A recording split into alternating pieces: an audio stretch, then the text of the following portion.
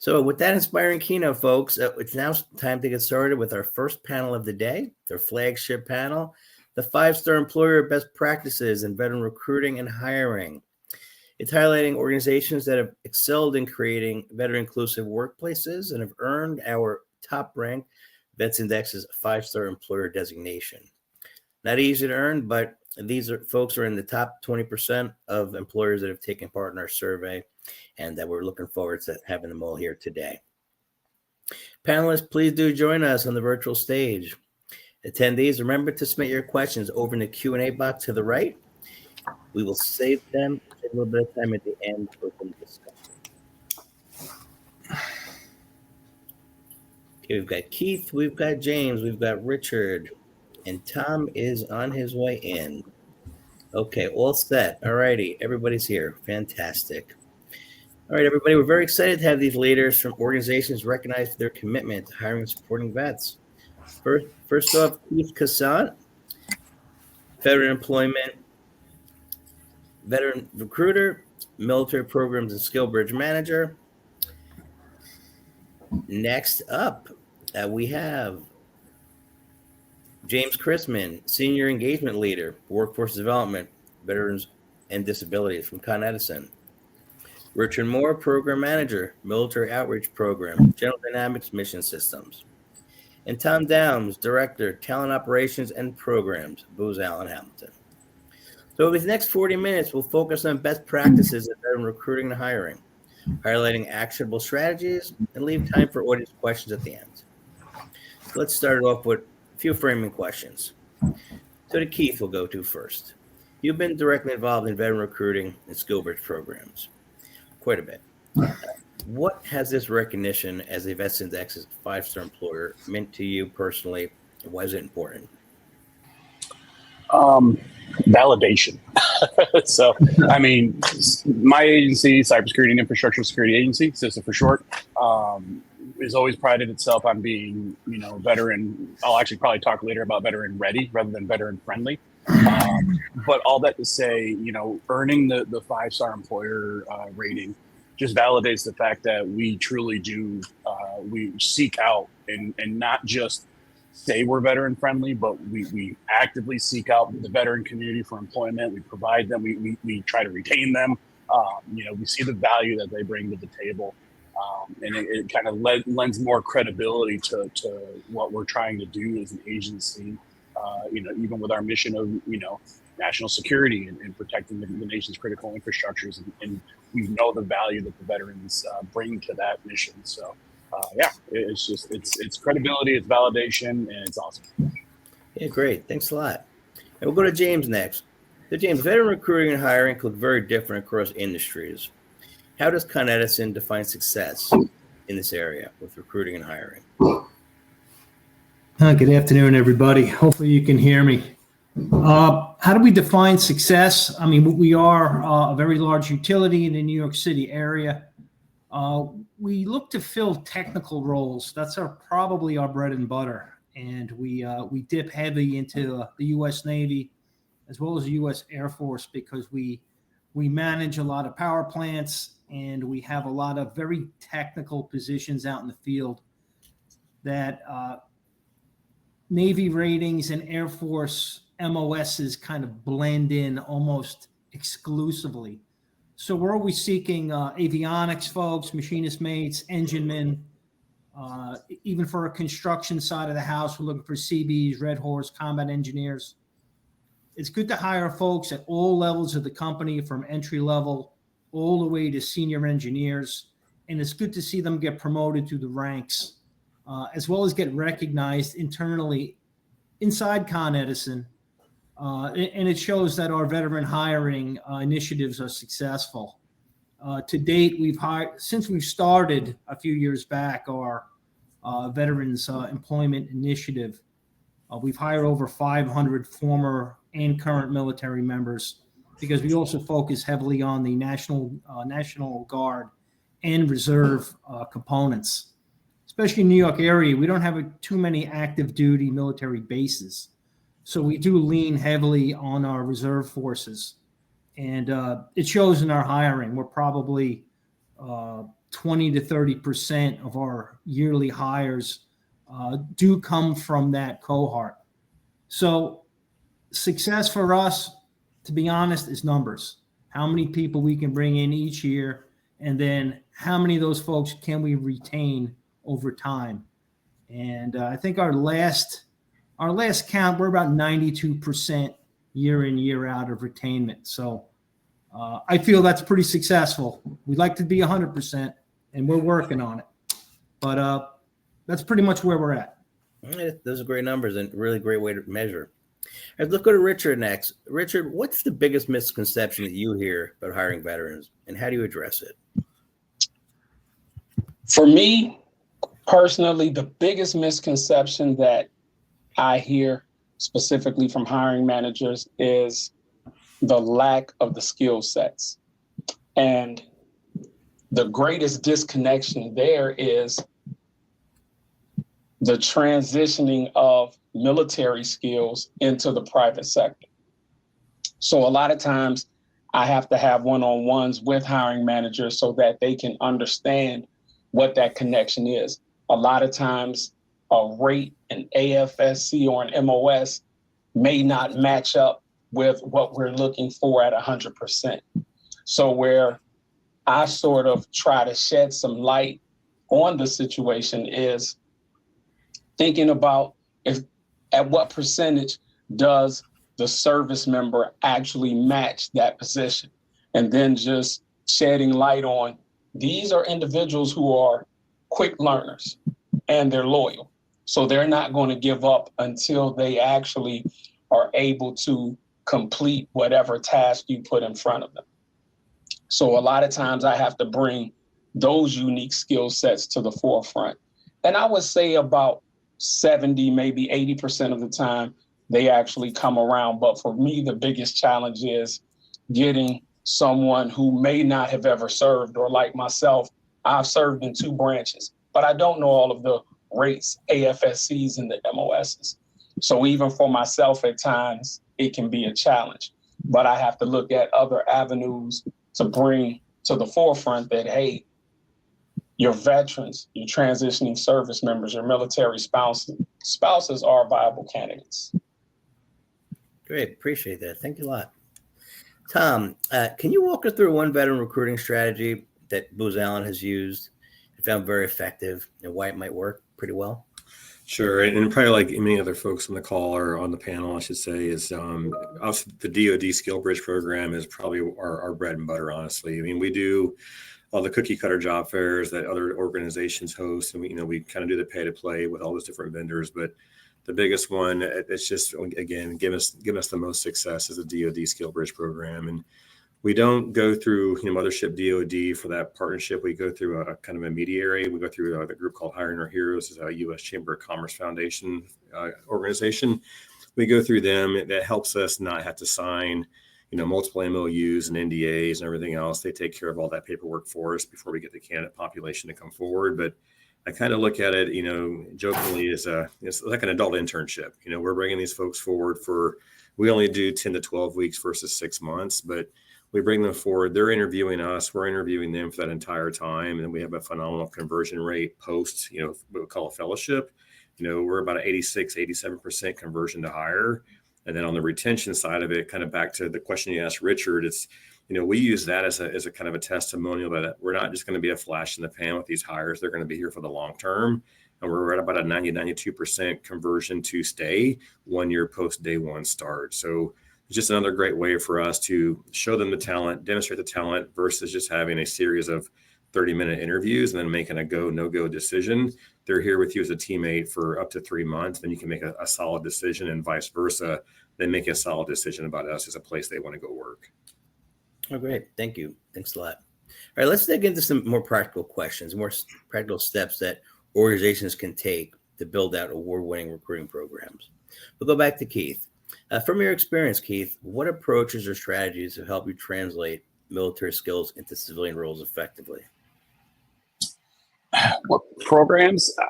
Honestly, I feel like I'm the program quite a bit for my hiring managers and recruiters. Like, I do a ton of workshops and things of that nature internally within the organization. But on top of that, we do have some other resources that we encourage hiring managers and recruiters to leverage, namely being primarily in the cybersecurity field. You know, the Department of Defense, or sorry, Department of War now, has its own mapping and leveling system. So like the DoD 8570 or the 8140, I can't remember the other term, but yeah, there's a lot of we have a slightly different language, but there's a lot of overlap. So being able to understand what the Department of War at large calls what we do, especially in the cybersecurity realm, but even like physical security and all that area, all those other areas, definitely helps with the translation piece for our hiring managers and recruiters, especially when they're looking at resumes and such. We leverage SkillBridge a whole lot as well. And even at that point, I'm always meeting with all the hiring managers ahead of time, making sure they are, educating them as best I can. These are the types of things that the service members are going to probably say, in fact, something I've also done or offered to the hiring managers is I'll even offer to meet with their candidates before they interview with the actual hiring manager. And at that point, I'm able to even meet with the service member and say, hey, here's some things to consider. Here's how you should conduct yourself in this interview. And here's maybe some verbiage or insight into the role. So you can take your military experience and translate it better into what they're looking for, at least language wise. So yeah, there's a lot of different ways. But honestly, I'd say the human aspect of it is first and foremost. Me making sure that I'm reaching out to the hiring managers and educating them on what they need to be on the lookout for. Yeah, it's good insight there. Because James, how do you ensure recruiters, hiring managers, and teams are trained to understand the value of veteran talent?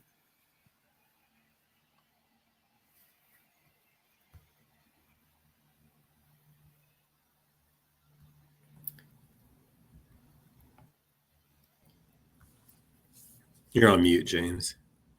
Yeah, you might be muted there. Oh, can you hear me there?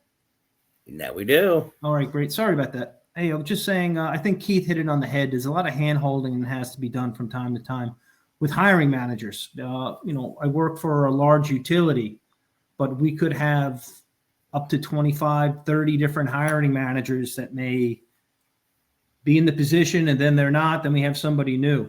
So there's a constant learning curve, and discussions happen daily for recruits. What's the best way to go? I think what we talked about a little bit earlier. It's a little different with us because we're very technical. So we look for specific job postings to match our recruits. Like if we're looking for people in the plant, I know I can grab a machinist mate, or I can grab a nuke or an engineman off a ship, and with very little coaching or adaptability, we can get them right into the plant. It's almost very seamless. A lot of our programs are based on military programs that are like our lockout tagout is almost exactly what the U.S. Navy does. So it's easy for us to kind of have a pipeline of USN folks right into certain positions. If it makes the hiring manager's job easier, then we get them in quicker. So that makes my job easier. When we have construction teams and we have large remediation projects, we can look for folks, again, that are in Red Horse, combat engineers, Seabees, and they kind of flow right into those positions. Again, keeping the hiring manager in the loop and giving them education on what these people are bringing to the table, even the basic stuff, or even junior troops getting out, if they don't go to college, they all have a safety mindset. They know how to work in teams. They could have been all over the world. They have a global mindset. We work in a very diverse city.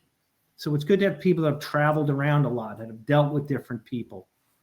And they know how to follow procedures. They know how to take orders when they have to, and they know how to lead under certain circumstances. And it's good to get that across to the hiring managers that these people are, not only do they have training that is valuable, they come with a complete package that's very valuable for the company. Fantastic. Thank you very much. Really appreciate it. So let's go to Tom real quick. Hey, Tom. So partnerships, as we know, often do play a key role in veteran hiring. Which organizations and networks or resources have been most helpful to you and the team at Booz Allen? Gotcha. And not an endorsement or sponsorship or anything like that as far as my response. But with that, again, our kind of key or capstone one that we engage with is, again, the U.S. Chamber of Commerce Foundation's Hiring Our Heroes program. Two more in our portfolio outside of like the regional or local ones by a geographically located city or town kind of thing is a Service Academy Career Conferences, or SAC. And we also engage what's called Military Mojo. SAC is more for, if you're not familiar with that organization, that's for your military service academy grads. And then Military Mojo is more for your senior enlisted and or ROTC grads. So it's kind of a triple pronged approach that we use. But with Hiring Our Heroes, again, that's our conduit into the DoD Skill Bridge program. That's what we use for that. And then we also utilize their job fairs as well. Yeah, great. Those are all solid programs, solid organizations. Hey, Richard, you want to jump on that question as well about partnerships, external organizations, networks, any kind of resources you particularly at General Dynamics find really helpful to your hiring programs? Of course, some of the resources that we actually find helpful, they include military hire as well as Recruit Military. So we have a pretty solid relationship with them, very similar to those of Hiring Our Heroes. We participate in a lot of the events that they facilitate throughout the year. At the local level, to give us some additional assistance with identifying members of the military community, specifically are the state employment agencies. And normally they have in their offices what are known as local veteran employment representatives. They also have what are known as disabled veteran outreach program specialists. So at a local level, if we know that we're going to have positions available, for example, looking at our site in Coleman, they're looking at opening up quite a few positions, 70 to 150 over the course of possibly the next year. So we definitely want to make sure that we not only leverage the state employment agencies, the levers, the DVOPs, but we're also going to be reaching out to the local military installations in that area.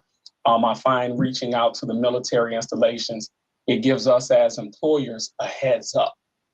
So this way, as individuals are going through transition, regardless if they have a year left on the books or 6 months on the books, it gives them an opportunity to see what employers are out there. What employers are out there specifically if they're going back to hometown USA, or if they're going to plant roots where they're currently located. So definitely having those specific groups in line, it really helps us here at Mission Systems. Great. Hey, let me bring this one back to Keith. How do you measure success in your veteran recruiting programs? Like what kind of metrics or indicators are most impactful? There's a lot that we use. I love to tout that we're 40% veteran staffed. So we, again, are a very veteran friendly agency organization to begin with. So even recruitment numbers, we track them, but what we really track and put a lot of value in is the retention, right? We've all heard the statistics, or probably heard, veterans tend to have 3 to 5 jobs in the first 4 to 6 years, right? And there's a lot of reasons that happens, and a lot of things that drive that number. But therein lies why we put so much weight on the retention piece and use that to really measure the success of our recruitment. Because a lot of veterans, they tend to job hop in the beginning for multiple different reasons, as I alluded to. So retention is the biggest thing, and in order to do that, we put a lot of weight on mentorship with other veterans. We have military related, veteran related networking groups within the agency. Training opportunities, professional development. Making sure that this is because veterans they're loyal to a fault sometimes, And if you provide them with a good environment, they will stay loyal to you. A lot of them don't want to have 3 to 5 jobs in the first 46 years. They want to find their next forever home as best they can. So providing that environment to them is how we, again, largely, that's probably the largest part of our metrics that we put weight on. We track all the other areas of recruitment and, how many hits we get versus how many applications we get and that sort of thing. But it's all about retention for us. That's a fantastic point. I'm just going to send that one really quick back to Tom, because I know he wanted to chime in on that. How do you measure success in veteran recruiting? Yeah, I think similar to, echoing a little bit what the other guys have said. And, I affectionately call the recruiting cycle the romance, right? Mm-hmm. And then typically once they badge in on day one and they onboard, it's a divorce from recruiting. And from there, you're responsible and accountable to your respective hiring managers. But with that, we embrace them through their journey while they're here at Booz Allen. And once they start on day one, and either as a spouse or as a veteran, we let them join an organization. It's not required. Again, you have to opt in.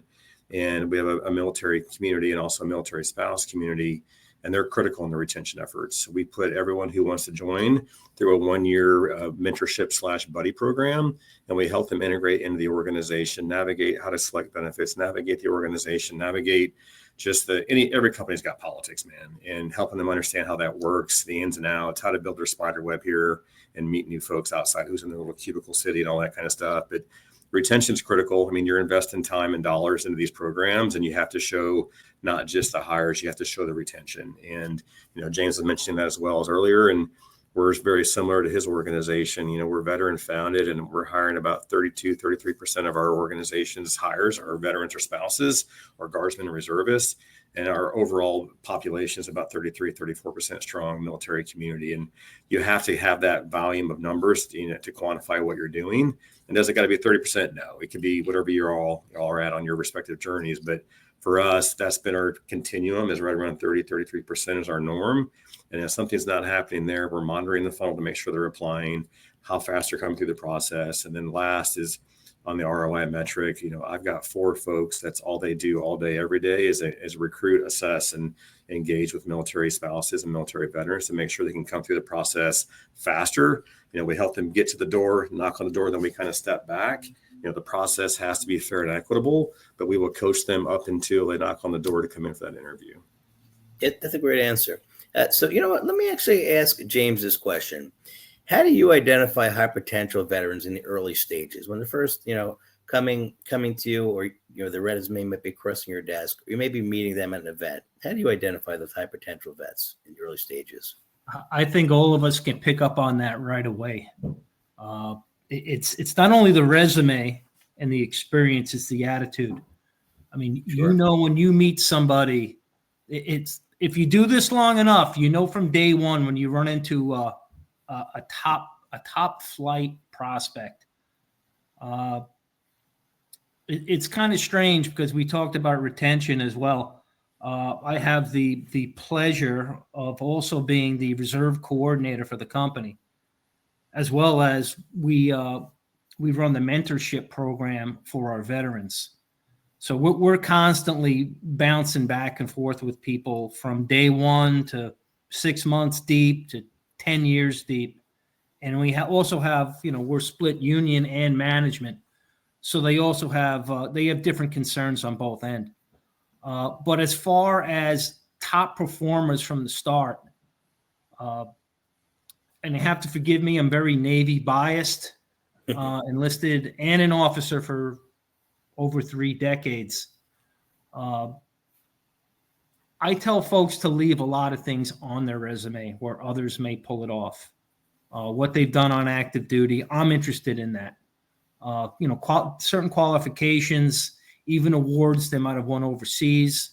It may not be the do-all for every industry, but for a veteran-heavy company like Con Ed is, we like seeing that. We like to know what you did on active duty, because we know that's going to set the pace for the rest of your career.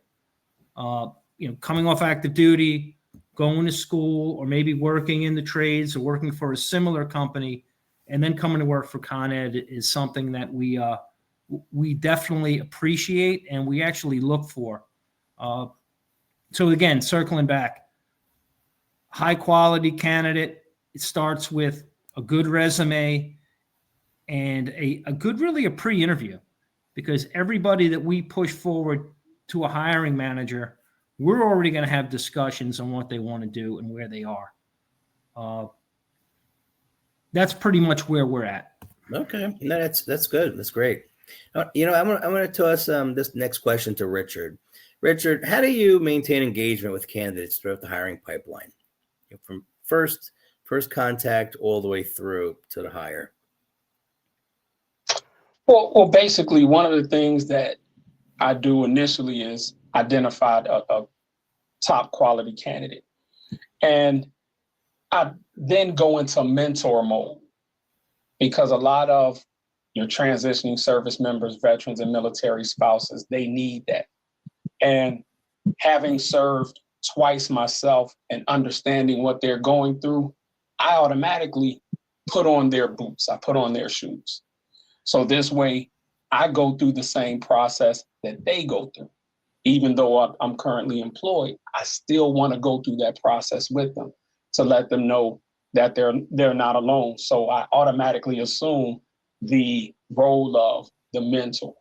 And then I work with them throughout their process. We see that you've applied. Now let's get you to the next step. You want to get under review, or at least submitted to the hiring manager. Now, at that point in time, I straddle both sides of the fence, per se, because now in getting individuals in front of the hiring managers, I have to prepare them, because a lot of individuals that I work with, I don't want them to think that you made it to the hiring manager, that's it. Leave the rest to me. I can get in front of the hiring manager. I know I can impress them. This isn't about impression. You still have to demonstrate what makes you a quality candidate. Allow me to help you with this. So in sharing that information, I can pretty much get them prepared to get to that next level, the interview, the offer, negotiation, acceptance. Yeah, you know, I think that would play a huge role in any kind of candidate feeling comfortable, feeling confident, and knowing that, you know, you're in their corner. So really, really solid advice there. So, you know, let's shift gears a little bit here. You know, while we're primarily focusing today on recruiting and hiring and the like, it's still important to touch on inclusion, supporting veterans once they actually join your organization. So let's look a little bit at retention overall. So let's go to Keith. In your personal experience working with veterans and SkillBridge participants, what value have you seen in being inclusive of military spouses and, you know, making sure that, you know, they're happy as well as the rest of the veteran community, so they stick around? Well, that very last part, sticking around, and statistics show they will. I mean, military spouses are just as dedicated as their service members that they're married to, statistically speaking. And again, you know, getting hiring managers to understand that is a large part of what I do. But yeah, for the military spouses, especially meeting their needs, right? The retention of them is, you know, making sure they live very unique lives as active duty military spouses, especially. So knowing that they're going to be moving every few years, very possibly, and they might. So, you know, offering remote opportunities, or at least that flexibility for them to relocate from one area to the other. You know, being the federal government, there's been some things in recent months, obviously, that, you know, may not lend themselves very well, but we've still found ways to be military spouse friendly. You know, we even have opportunities. I mean, even at the whole federal level, like the military spouses have been ruled as exempt from the return to office stuff. So, you know, if they were already remote and when all this return to office stuff hit, they can stay remote. So, you know, we're still working, even as a federal government, you know, trying to, well, first of all, realize and understand the challenges that military spouses face, and then accommodating them as best as possible. You know, kind of just like we have a military veterans, more specific networking group, we have a military spouse networking group within the agency as well, where they can, you know, meet each other and share and help, you know, hey, I'm about the PCS. What advice does everybody have? That sort of thing. And the hiring managers, again, part of what I do is educating them on, okay, they'll reach out to me. Hey, I got this person on my team who's their spouse is about the PCS. They're going to relocate, and I'll help walk them through, again, the best practices to make sure that spouse is taken care of. So. It's a good one. And, actually, this one I want to send to Tom. It ties in a bit with what you just said, Keith. So, Tom, what role do veteran employee resource groups or kind of internal networks in Booz Allen play in your success? Yeah, and just kind of a little reveal on that last answer. It's critical. I mean, they help us out at job fairs for volunteers. Obviously, in their respective day jobs, they're probably also likely hiring managers. So they're making yes/no decisions about people coming across the finish line, or they're more attuned and on the pulse of the business to understand what's coming down as far as, hot jobs or big work that we won. We're an advanced technology company and also a big part of the government contracting, org. So there's work that we just don't know about. We're 33,000 strong, and, they're knowing about things that we don't know about. They're looking for, back to what James was mentioning about there's certain skill sets that his company needs to find and hire because it's such a one-to-one match. They'll know about those things so that my team can then in turn kind of cultivate that applicant pipeline to find the right folks to move forward for consideration for interview and hire. And then, the other part again is just the buddy/mentorship program. I mean, if we didn't have that, the 4 folks that I have leading military recruiting, I can't imagine, we're getting a couple hundred hires a month. Them reaching out and asking to answer all those questions, it's impossible. So they're just a critical part to make sure that integration is smooth and seamless, if you will. And, back when I transitioned, and it's been a long time, back in 2011, but remember I called my brother, and like the first job I had, it was like business casual. Like, what the hell is business casual? I'm used to going to my locker and pulling out that uniform, and that's business casual, and I didn't know what the hell it was. And, I got assigned a buddy mentor when I joined the organization, and he wasn't a vet. But he saw things differently and helped me navigate things in a different way than a vet could. So I kind of had him as my primary and a fellow veteran as a secondary, just to make sure that my own personal integration was successful. And again, that's just a testimonial to how it does indeed work, and makes it a seamless process as possible for those to come across the finish line. That's a solid answer. So Richard, let me ask you, are there any untapped or underrepresented populations you see within the veteran community? Maybe women veterans, disabled veterans, for whom you folks at General Dynamics are really looking to develop tailored outreach programs? I would have to say it would possibly be women veterans. General Dynamics Mission System specifically, and I say specifically because we're made up of 10 independent organizations. One of the things that we focus on is women in engineering, because typically that's something that we don't see a lot. So we do leverage several resources, different organizations throughout the year to help us identify the women veteran population. Because in looking at engineering, in my opinion, it's a male-driven industry. So what we're trying to do is shift that and try to move towards a 50-50 balance, because a lot of times we don't see women in that industry. So we're looking at definitely moving the needle in the right way, because again, it's one of those industries that you typically don't see women in. It's a solid answer, and I certainly see that. We certainly know how the population plays out between vets and the like, between male, female. Obviously, it's almost a 9-to-1 ratio at this point. Yes. Fantastic. Thanks a lot. All right, folks, we're getting close to the end here. So let's get a little forward-looking insight and actual takeaway from you folks. Let's do a round robin. We'll kick it off with James, and then I will go Tom, Keith, Richard. So if another employer wanted to take their veteran hiring program from good to great, what's the one practice or mindset you tell them to start with? Well, a lot of it has to start from within. You need to get executive buy-off. We have a very strong veterans resource group that actually helps us feed applicants into the system. I mean, they're out there they're helping they're helping me do my job. It's amazing how many people you work with have friends and relatives that are in the military already, and they're getting out, and they're already being prepped on how great your company is. And we have a program that's looking for people just like them to get them started here. And we have benefits where they don't have to use their GI Bill. Maybe they go to college later. Maybe they come in as a union member, and then they work towards management and have the company pay for their degree, and they could use their GI Bill for their kids. We're very family friendly. We've got employees that have worked here for over 50 years.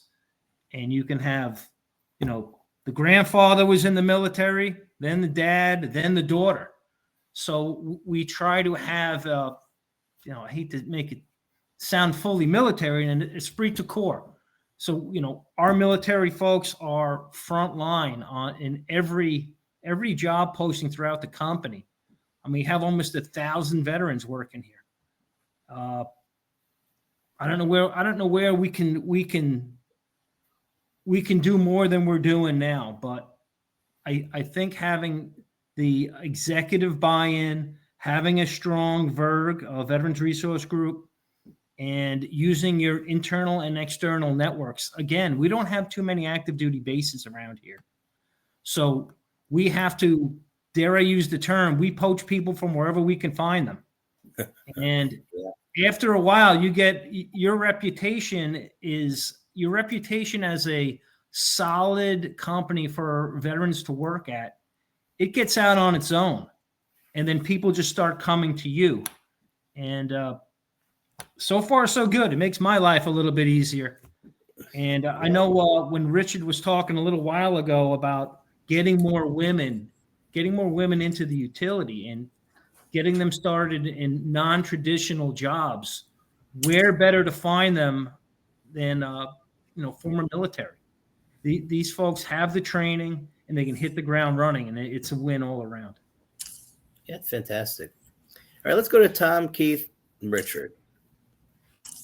If another employer wanted to take their veteran hiring program from good to great, what's one best practice or mindset you tell them to start with?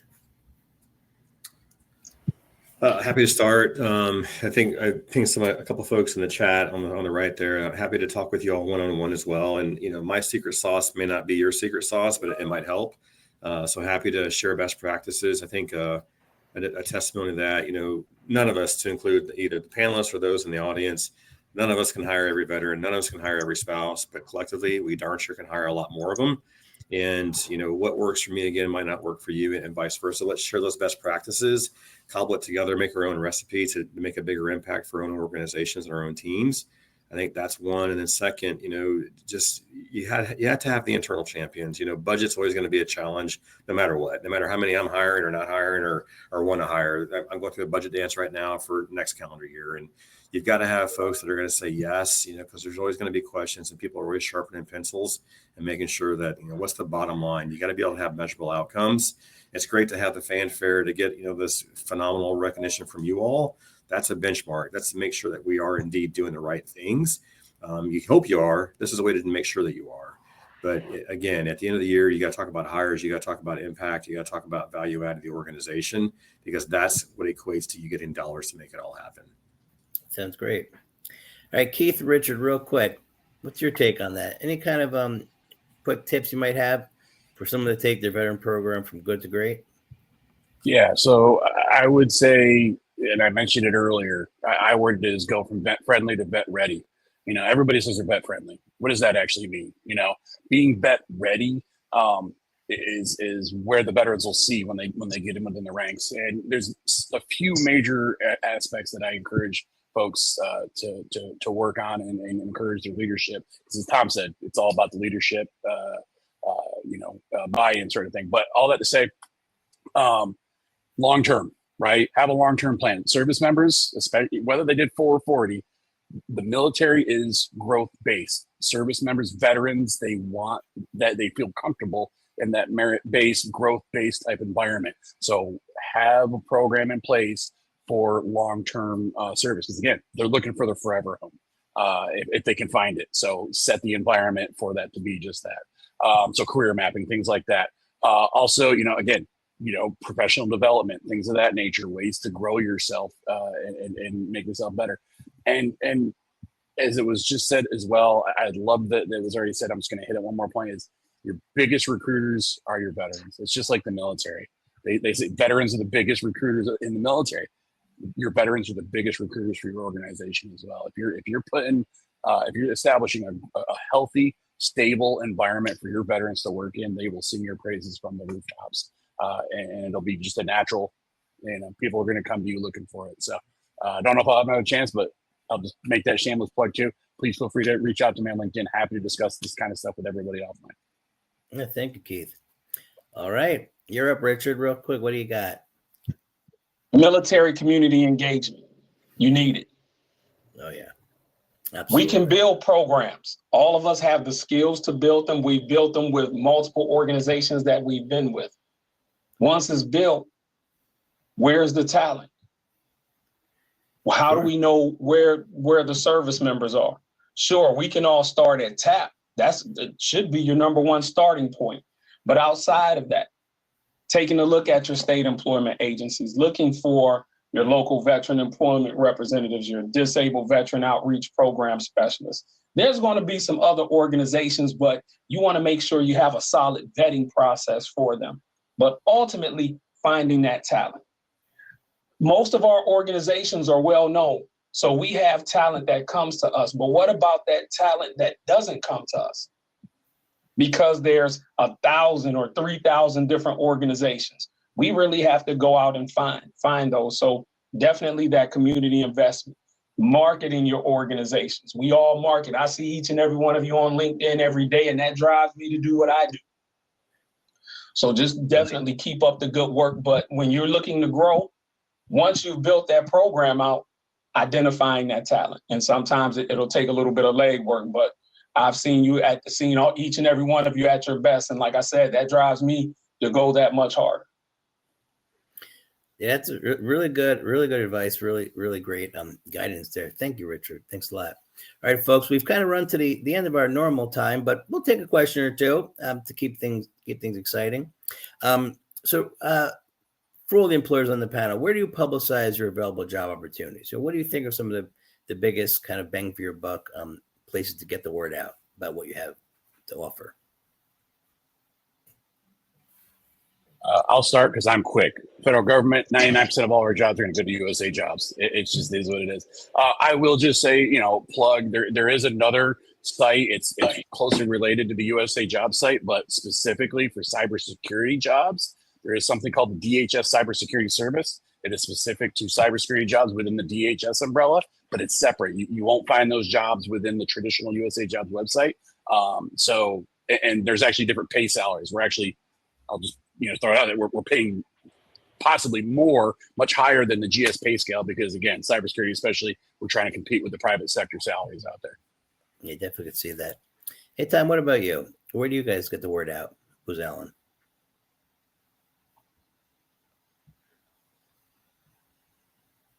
Sorry, I'm the mute guy. We don't do anything external as far as job boards and things like that. We do it all just on our own job board. And of course, we push content out on LinkedIn, all the different social channels like that. But and then last, we also host a quarterly virtual info session for vets and spouses to come learn more about the organization. We'll do a panel of new hires or recent hires and have them kind of do the testimonials. But yeah, we don't do any other like job boards and stuff like that. We do it all from our own career site. Okay, fair enough. Okay, so let's get one more question in, then we'll close it out. So from our friend Kevin Salon, veterans with disabilities often bring exceptional skills, resilience, and leadership, yet many still face a lot of hesitation from employers during the hiring process. What can we do as advocates, agencies, and policymakers to break down those stereotypes and build employer confidence in hiring veterans with disabilities? We'll send that one to Richard. Outstanding, Nicholas. I appreciate that. There's a lot of different disabilities. Some are visual, some are non-visual. Me personally, I feel don't disclose them. I receive emails from disabled vets. First and foremost, there's no need to share with me that you're a disabled vet. It doesn't give you anything additional here with our organization. Unfortunately, we don't offer a point preference. The next thing is sometimes people like to go into detail. I have to give them an off conversation. There's no need to go into detail. Someone like myself, yes, I understand, but what happens when you're speaking to that recruiter or that hiring manager and they're a non-vet? Now they have this notion in their head, hey, I can't bring this individual on. They have doctor's appointments. They may snap. Anyone can snap. It doesn't take a disability for something to go awry. So I have to let them know, don't share the disability. For those cases that are when individuals have the visual disabilities, I tell them you treat yourself as you don't have it. And I share that if someone shares with me, I'll let the hiring manager know. There may be some issues, or I won't call them issues, but the individual may come in and they may not have that confidence level. And what I want to do is take that disability and let's turn it into an ability. Yeah. And once I help them build that confidence, then they treat themselves as I don't have a disability. So that would be my takeaway specifically with that question. Okay. All righty. All right. So look, one more we'll slide in here because we got a couple of votes on it. A couple of folks want to hear more about the difference between veteran ready and veteran friendly. Who would like to kick that one off? Just a couple of quick points. Then we'll close. Yeah, I mean, I could go all day on it, but to summarize it as concisely as I can, veteran friendly, I would say, is like hiring preferences, and that sort of thing. Veteran ready is the retention piece, making sure you have a tangible, active plan in place to take care of these veterans once they're on board, that you are ready to receive them, not just try to recruit them kind of thing. And then they just become another number in the workforce. All right. Sounds great. James, you want to chime in on that one at all? I think Keith probably hit it right on the head. That's probably what I would say. All right. Fantastic. Well, look, thank you so much to Keith, Richard, James, and Tom for sharing your expertise. And thank you to everyone who took part in watching this session. And hopefully you learned something from these fantastic practitioners. So we're going to take a little break.